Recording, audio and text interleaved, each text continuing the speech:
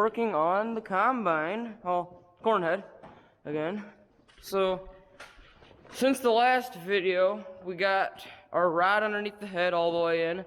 We got our new clutch on, and all the set screws replaced, and that one seal fixed. So everything on the bottom side of the head is done now. So on top of the head here, we have these guides on here still, but there's something different here. Got our stripper plates off, and the other guides that were there, which are right here, we took them off, and while doing that, we had mini bolts, like that one, and that one, break off inside here.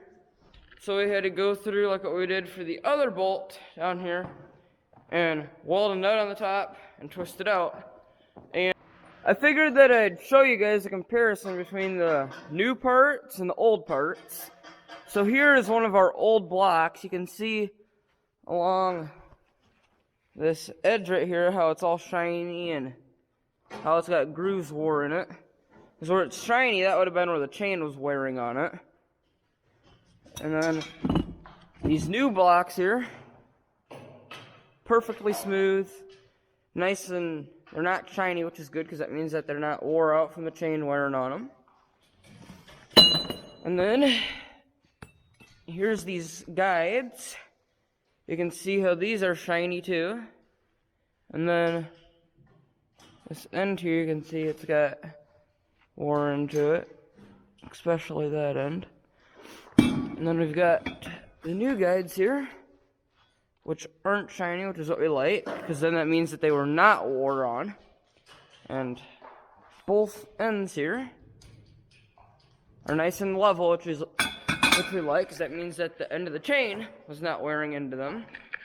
And then we have our old chains here, all loose and wiggly and shiny and wore out. Got our new chain here. I'm not going to take it out right now, but it's not wore out because it's brand new and it won't wiggle, and it's going to be fairly stiff, and it's going to do the same job as those ones, just better because it's new. And then we got our old idler gears here. You can see how they're shiny and then it's kind of wore out, like some of the metals wore off. Got a new one here. All nice and black, not wore out. And then our old idler gears here. All shiny from the chain wearing on it and everything. Our new ones are right here. Gold colored and all that. Well, got all these plates off, and then we cleaned out underneath of them to get all the junk out of there. And then we went through and put our new blocks on there.